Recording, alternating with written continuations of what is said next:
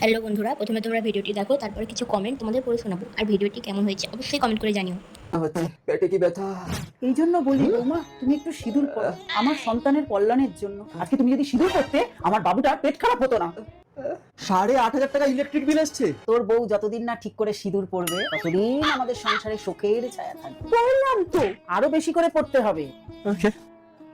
দেখো এইবারও আমার প্রমোশনটা হলো না। সিঁদুর হলো নারীর অলংকার, ওটা না পড়লে আরো অনেক কিছু হবে। কতটা পড়বো?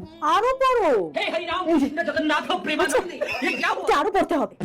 উফ, আমার মাথাটা কি ব্যথা করছে। না, আমি বলছিলাম